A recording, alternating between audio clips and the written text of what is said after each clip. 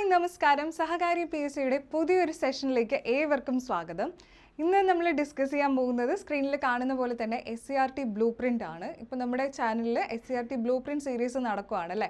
അപ്പോൾ എന്താണ് ഈ ഒരു സെഷൻ കൊണ്ട് ഉദ്ദേശിക്കുന്നതെന്ന് വെച്ച് കഴിഞ്ഞാൽ നമ്മുടെ SCERT 5 മുതൽ 10 വരെയുള്ള ക്ലാസ്സിൽ കമ്പൈൻ ചെയ്തിട്ട് ഒരു ടോപ്പിക്ക് നിങ്ങൾക്ക് മുന്നിൽ പ്രസൻറ്റ് ചെയ്യുകയാണ് ഈ ഒരു SCERT ബ്ലൂ പ്രിൻ്റ് കൊണ്ട് ഉദ്ദേശിക്കുന്നത്.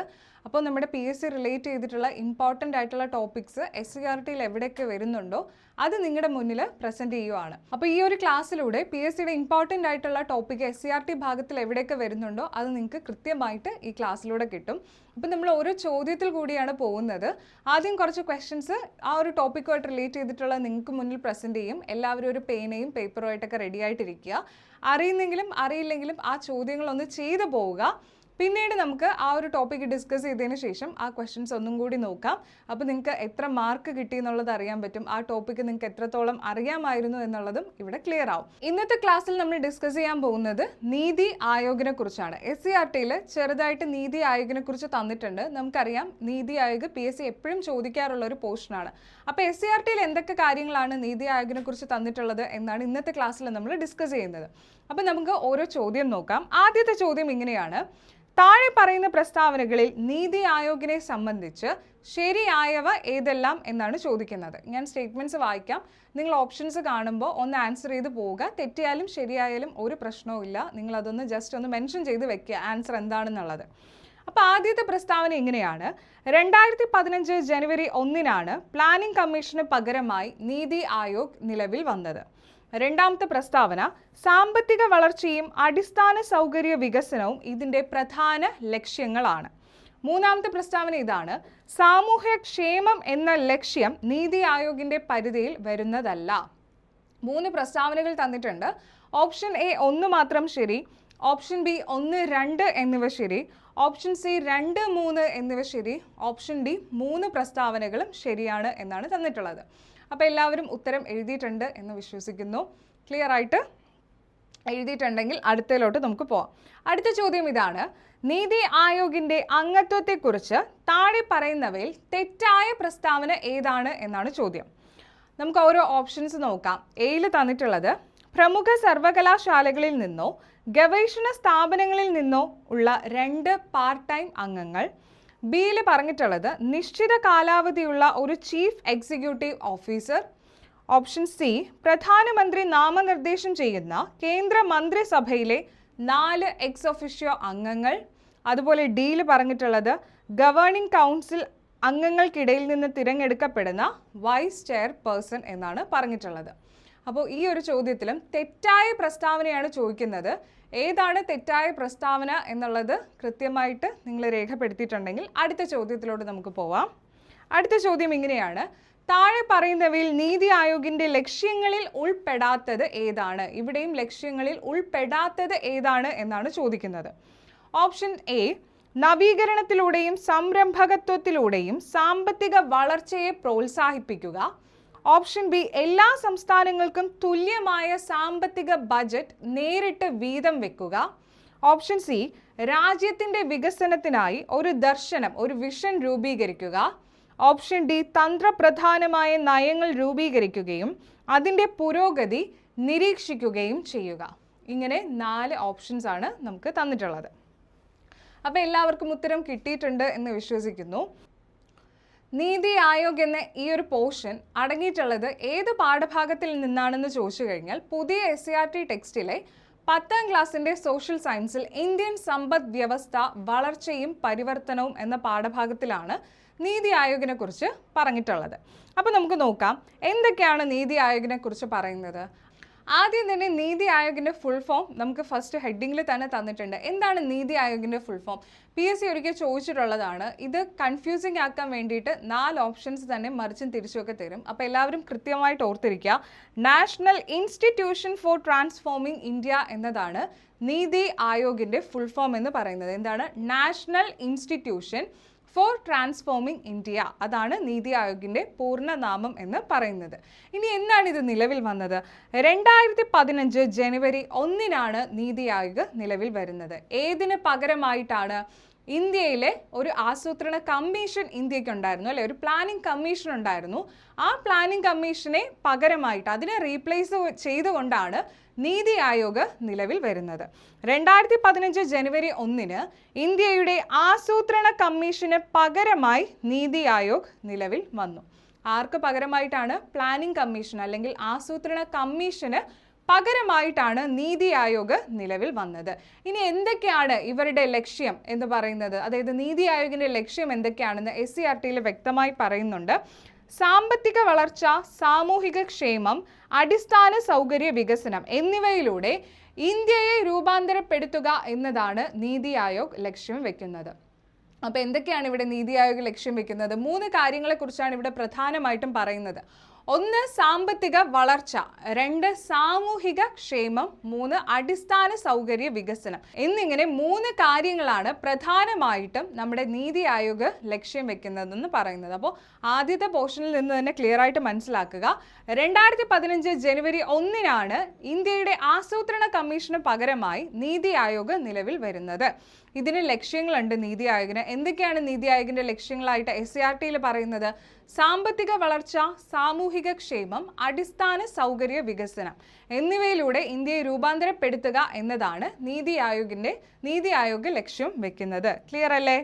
ഇനി അടുത്തതായിട്ട് നീതി ആയോഗിന്റെ ഘടനയെക്കുറിച്ച് പറയുന്നുണ്ട്. എന്തൊക്കെയാണ് നീതി ആയോഗിന്റെ ഘടനയിൽ പറയുന്നത്? അതായത് കോമ്പോസിഷൻ. ഈ ഒരു നീതി ആയോഗിന് ഒരു കോമ്പോസിഷൻ, ഒരു സ്ട്രക്ചർ ഉണ്ട്. അതിൻ്റെ ആ ഒരു കാര്യങ്ങളാണ് പറയുന്നത്. ആദ്യം തന്നെ അധ്യക്ഷനെ കുറിച്ച് പറയുന്നുണ്ട്. നീതി ആയോഗിന് ഒരു അധ്യക്ഷനുണ്ട്. ആ അധ്യക്ഷൻ എന്ന് പറയുന്നത് ആരാണ്? ആ രാജ്യത്തെ, അതായത് നമ്മുടെ രാജ്യത്തെ പ്രധാനമന്ത്രിയാണ് നീതി ആയോഗിന്റെ അധ്യക്ഷൻ എന്ന് പറയുന്നത്. അങ്ങനെ നോക്കുമ്പോൾ ആരാണ് നമ്മുടെ ഇന്ത്യയുടെ പ്രധാനമന്ത്രി? ശ്രീ നരേന്ദ്രമോദിയാണ് നമ്മുടെ ഇന്ത്യയുടെ പ്രധാനമന്ത്രി എന്ന് പറയുന്നത്. അപ്പോൾ അദ്ദേഹമാണ് നീതി ആയോഗിന്റെ അധ്യക്ഷൻ എന്ന് പറയുന്നത്. അതുപോലെ എല്ലാ മുഖ്യമന്ത്രിമാരും കേന്ദ്രഭരണ പ്രദേശങ്ങളിലെ ലഫ്റ്റനന്റ് ഗവർണറും അംഗങ്ങളാണ്. അപ്പോൾ ഈ ഒരു ഘടനയിലുള്ള കാര്യങ്ങളാണ് പറയുന്നത്. എല്ലാ മുഖ്യമന്ത്രിമാരും, എല്ലാ സംസ്ഥാനങ്ങളിലെ മുഖ്യമന്ത്രിമാരും, അതുപോലെ തന്നെ കേന്ദ്രഭരണ പ്രദേശങ്ങളിൽ ലഫ്റ്റനന്റ് ഗവർണേഴ്സ് ഉണ്ട് അല്ലേ, അവരും ഏതിൽ അംഗങ്ങളാണ്? നീതി ആയോഗിൽ അംഗങ്ങളാണ്. അതുപോലെ എന്താണ്? പ്രധാനമന്ത്രി നിശ്ചയിക്കുന്ന ഒരു ഉപ അധ്യക്ഷൻ ഉണ്ടാവും, ഒരു വൈസ് ചെയർമാൻ ഉണ്ടാവും. അതാരാണ് തീരുമാനിക്കുന്നത്? പ്രധാനമന്ത്രിയാണ് നിശ്ചയിക്കുന്നത്. സോ പ്രധാനമന്ത്രി നിശ്ചയിക്കുന്ന ഒരു വൈസ് ചെയർമാൻ നീതി ആയോഗിൽ ഉണ്ടായിരിക്കും എന്നുള്ളതും കൂടി ശ്രദ്ധിക്കുക. ഇനി അടുത്തത് എന്താണ്? 2 പാർട്ട് ടൈം അംഗങ്ങൾ കാണും. പാർട്ട് ടൈം ആയിട്ട് 2 അംഗങ്ങൾ കാണും. അതുപോലെ 4 അനൗദ്യോഗിക അംഗങ്ങളും ഒരു ചീഫ് എക്സിക്യൂട്ടീവ് ഓഫീസറും ഉണ്ടായിരിക്കും. നീതി ആയോഗിന്റെ ഘടനയാണ് പറയുന്നത്. വളരെ ഇമ്പോർട്ടൻ്റ് ആയിട്ടുള്ള കാര്യമാണ്, എല്ലാവരും കൃത്യമായിട്ട് പഠിക്കേണ്ട ഒന്നും കൂടിയാണ്. ഇനി എന്താണ്? പ്രധാനമന്ത്രി നിയോഗിക്കുന്ന 4 കേന്ദ്രമന്ത്രിമാർ അനൗദ്യോഗിക അംഗങ്ങൾ, അതായത് എക്സ് ഒഫീഷ്യോ മെമ്പേഴ്സ് ആയിട്ട് 4 കേന്ദ്രമന്ത്രിമാരും ഏതിലുണ്ടായിരിക്കും? അതും പ്രധാനമന്ത്രി തന്നെയാണ് നിയോഗിക്കുന്നത്. ഈ ഒരു നീതി ആയോഗിന്റെ ഘടനയിൽ ഉണ്ടായിരിക്കുമെന്നും കൂടി ഓർക്കുക. അപ്പോൾ കൃത്യമായിട്ട് മനസ്സിലാക്കുക. ഈ ഒരു നീതി ആയോഗിന്റെ ഘടനയിൽ ആരൊക്കെയാണ് വരുന്നത്? അധ്യക്ഷനായിട്ട് പ്രധാനമന്ത്രി ഉണ്ടാവും. എല്ലാ മുഖ്യമന്ത്രിമാരും, എല്ലാ സംസ്ഥാനങ്ങളിലെ മുഖ്യമന്ത്രിമാരും, അതുപോലെ തന്നെ കേന്ദ്രഭരണ പ്രദേശങ്ങളുണ്ട് അല്ലേ, കേന്ദ്രഭരണ പ്രദേശങ്ങളിലെ ലഫ്റ്റനന്റ് ഗവർണർമാരും ഏതിൽ അംഗമായിട്ട് വരും? നീതി ആയോഗിലെ അംഗങ്ങളായിട്ട് വരുന്നതാണ്. അതുപോലെ പ്രധാനമന്ത്രി നിശ്ചയിക്കുന്ന ഒരു ഉപ അധ്യക്ഷൻ ഉണ്ടാവും, ഒരു വൈസ് ചെയർമാൻ ഉണ്ടായിരിക്കും. അങ്ങനെ നോക്കുമ്പോൾ നീതി ആയോഗിന്റെ ആദ്യത്തെ വൈസ് ചെയർമാൻ ആരാണ്? നീതി ആയോഗിന്റെ ആദ്യത്തെ വൈസ് ചെയർമാൻ എന്നത് അരവിന്ദ് പനഗരിയയാണ്. സോ വൈസ് ചെയർമാന്റെ കാര്യമാണ് നമ്മൾ പറഞ്ഞത്. ആദ്യത്തെ ആരാണ്? അരവിന്ദ് പനഗരിയയാണ്. എന്നാൽ നിലവിൽ ആരാണ്? നിലവിൽ നീതി ആയോഗിന്റെ വൈസ് ചെയർമാൻ ആരാണ്? സുമൻ ബറിയാണ് നിലവിലെ നീതി ആയോഗിന്റെ വൈസ് ചെയർമാൻ, സുമൻ ബറി. ഇനി നോക്കിക്കേ, നമ്മുടെ ചീഫ് എക്സിക്യൂട്ടീവ് ഓഫീസേഴ്സ് ഉണ്ടായിരിക്കുമെന്ന് പറയുന്നുണ്ട് അല്ലേ, ഒരു ചീഫ് എക്സിക്യൂട്ടീവ് ഓഫീസർ ഉണ്ടായിരിക്കും. അപ്പോൾ ആരാണ് നിലവിലെ ചീഫ് എക്സിക്യൂട്ടീവ് ഓഫീസർ എന്ന് പറയുന്നത്? ഇപ്പം ലേറ്റസ്റ്റ് ആയിട്ട് ഈ ഒരു കാര്യത്തിലാണ് അപ്ഡേറ്റ്സ് വന്നിട്ടുള്ളത് അല്ലേ. നിലവിൽ CEO ആയിട്ട് നീതി ആയോഗിൽ അഡീഷണൽ ചാർജ് എടുത്തിട്ടുള്ളത് നിധി ചിബ്ബറാണ്. നിധി ചിബ്ബറാണ് നിലവിലെ CEO എന്ന് പറയുന്നത്.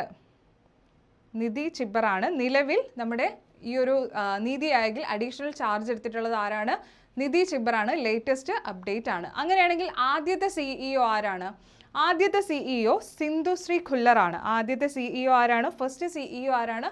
സിന്ധുശ്രീ ഖുല്ലർ ആയിരുന്നു ആദ്യത്തെ CEO. BVR സുബ്രഹ്മണ്യത്തിന് ശേഷമായിട്ടാണ് ഇപ്പോൾ നിലവിൽ CEO ആയിട്ട്, നീതി ആയോഗിൻ്റെ CEO ആയിട്ട് അഡീഷണൽ ചാർജ് എടുത്തിട്ടുള്ളത് നിധി ചിബ്ബറാണ് എന്നത് കൂടി ഓർക്കുക.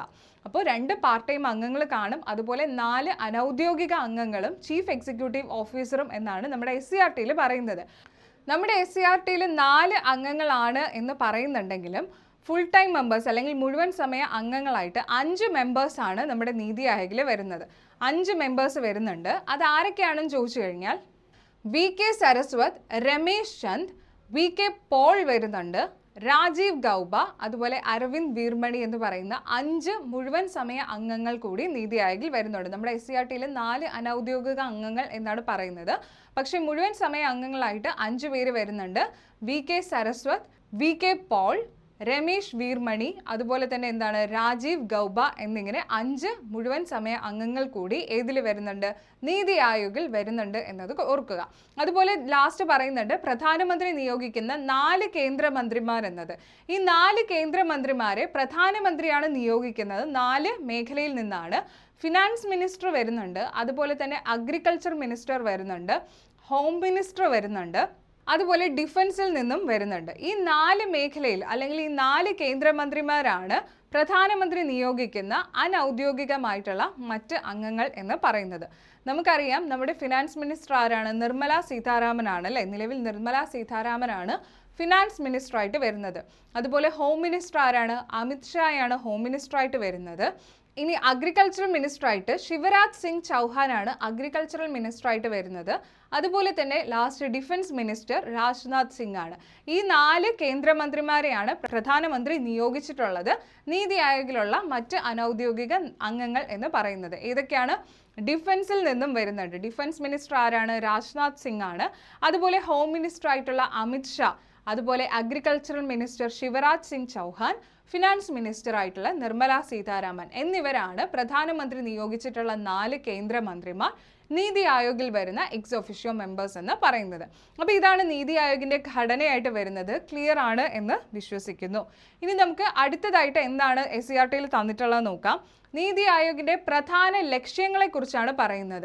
ഈ പറയുന്ന കാര്യങ്ങളാണ് നീതി ആയോഗിൻ്റെ ലക്ഷ്യങ്ങളായിട്ട് നമ്മുടെ SCRT ബുക്കിൽ തന്നിട്ടുള്ളത്. ഓരോന്നായിട്ട് നമുക്കൊന്ന് നോക്കാം. ഇത് സ്റ്റേറ്റ്മെൻറ്റ് ബേസിൽ SCRTയിൽ നിന്ന് അതുപോലെ എടുത്ത് ചോദിക്കാൻ ചാൻസ് ഉള്ള ഒരു ഏരിയ ആണ്.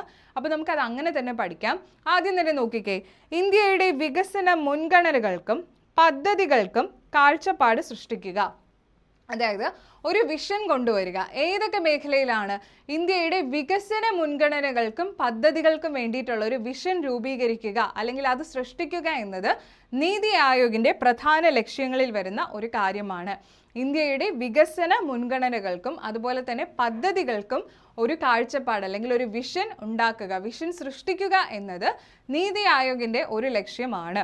അതുപോലെ രണ്ടാമത് എന്താണ് വരുന്നത്? സുസ്ഥിര വികസനവും സമഗ്രമായ വളർച്ചയും പ്രോത്സാഹിപ്പിക്കുക. എന്തൊക്കെയാണ്? സുസ്ഥിര വികസനവും അതുപോലെ സമഗ്രമായ വളർച്ചയും പ്രോത്സാഹിപ്പിക്കുക എന്നത് നീതി ആയോഗിൻ്റെ മറ്റൊരു ലക്ഷ്യമാണ്. സുസ്ഥിര വികസനം, സസ്റ്റൈനബിൾ ഡെവലപ്മെൻറ്റും അതുപോലെ തന്നെ എന്താണ് സമഗ്രമായിട്ടുള്ള ഒരു വളർച്ചയെയും പ്രോത്സാഹിപ്പിക്കണം എന്നത് നീതി ആയോഗിൻ്റെ മറ്റൊരു ലക്ഷ്യമാണ്. ഇനി മൂന്നാമത് എന്താണ് പറയുന്നത്? നവീകരണം, സംരംഭകത്വം, തൊഴിലവസരങ്ങൾ എന്നിവയിലൂടെ സാമ്പത്തിക വളർച്ചയെ പ്രോത്സാഹിപ്പിക്കുക. അതായത് സാമ്പത്തികമായിട്ട് നമുക്കൊരു എക്കണോമിക്കലി ഒരു ഗ്രോത്ത് ഉണ്ടാവണം അല്ലേ? അങ്ങനെ ഒരു സാമ്പത്തിക വളർച്ചയെ നമുക്ക് ഏതിൽ കൂടി പ്രോത്സാഹിപ്പിക്കണം എന്നാണ് പറയുന്നത്? നവീകരണം, അതുപോലെ സംരംഭകത്വം, തൊഴിലവസരങ്ങൾ എന്നിവ സൃഷ്ടിച്ചുകൊണ്ട് സാമ്പത്തിക വളർച്ചയെ പ്രോത്സാഹിപ്പിക്കുക എന്നത് നീതി ആയോഗിൻ്റെ പ്രധാന ലക്ഷ്യങ്ങളിൽ വരുന്ന ഒന്നാണ്. ഇനി നാലാമതായിട്ട് പറയുന്നത് എന്താണ്?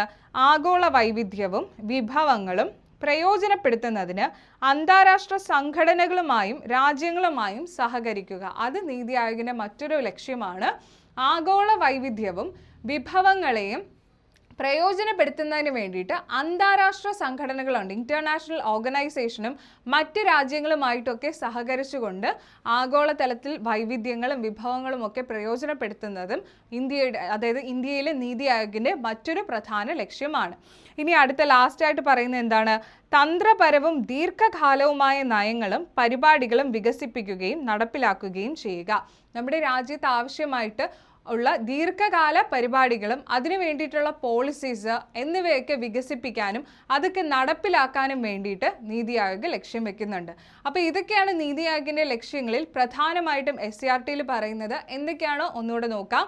ഇന്ത്യയുടെ വികസന മുൻഗണനകൾക്കും പദ്ധതികൾക്കും കാഴ്ചപ്പാട് സൃഷ്ടിക്കുക, അതുപോലെ സുസ്ഥിര വികസനവും സമഗ്രമായിട്ടുള്ള ഒരു വളർച്ചയെയും പ്രോത്സാഹിപ്പിക്കുക, നവീകരണം, സംരംഭകത്വം, തൊഴിലവസരങ്ങൾ എന്നിവയിലൂടെ സാമ്പത്തിക വളർച്ചയെ പ്രോത്സാഹിപ്പിക്കുക, ആഗോള വൈവിധ്യവും വിഭവങ്ങളെയും പ്രയോജനപ്പെടുത്തുന്നതിന് അന്താരാഷ്ട്ര സംഘടനകളും രാജ്യങ്ങളുമായിട്ടൊക്കെ സഹകരിക്കുക, അതുപോലെ എന്താണ് തന്ത്രപരവും ദീർഘകാലവുമായ നയങ്ങളും പരിപാടികളും വികസിപ്പിക്കുകയും നടപ്പിലാക്കുകയും ചെയ്യുക എന്നിങ്ങനെയാണ് SCERT പാഠഭാഗത്തിൽ നീതി ആയോഗിന് തന്നിട്ടുള്ള കാര്യങ്ങൾ. അപ്പോൾ ഇത്രയും കാര്യങ്ങളാണ് നീതി ആയോഗുമായി ബന്ധപ്പെടുത്തി SCERT തന്നിട്ടുള്ളത്.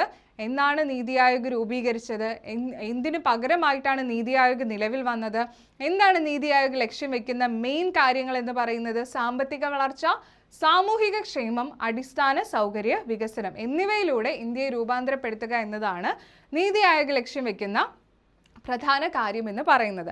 അതിനുശേഷം നീതി ആയോഗിൻ്റെ ഘടനയെക്കുറിച്ചാണ് പറഞ്ഞത്. എങ്ങനെയാണ് അതിൻ്റെ ആ ഒരു ഓർഗനൈസേഷണൽ സ്ട്രക്ചർ വരുന്നതെന്ന് പഠിച്ചു. അതിൽ അധ്യക്ഷൻ, നീതി ആയോഗിൻ്റെ അധ്യക്ഷൻ ആരാണ്?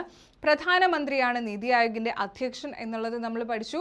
നിലവിൽ നീതി ആയോഗിൻ്റെ വൈസ് ചെയർമാൻ ആരാണ്? സുമൻ ബറി ആണ്. നിലവിൽ നീതി ആയോഗിൻ്റെ CEO എന്നത് നിധി ചിബ്ബറാണ്. ലേറ്റസ്റ്റ് അപ്ഡേറ്റ് ആണ്, നിധി ചിബ്ബറാണ് നീതി ആയോഗിൻ്റെ CEO. പിന്നെ 2 പാർട്ട് ടൈം അംഗങ്ങൾ വരുന്നുണ്ട്. അതുപോലെ തന്നെ കേന്ദ്രമന്ത്രിമാർ വരുന്നുണ്ട്. പ്രധാനമന്ത്രി നിയോഗിക്കുന്ന 4 കേന്ദ്രമന്ത്രിമാർ വരുന്നുണ്ട്. അത് ഏതൊക്കെ മേഖലയിൽ നിന്നാണ് കേന്ദ്രമന്ത്രിമാർ വരുന്നത്? ഹോം മിനിസ്റ്റർ, അതുപോലെ ഡിഫൻസിൽ നിന്നുമുണ്ട്, അഗ്രികൾച്ചർ മിനിസ്റ്ററും ഫിനാൻസ് മിനിസ്റ്ററും. ഈ 4 മേഖലയിൽ നിന്നാണ് വരുന്നത്. ഡിഫൻസ് ആരാണ്?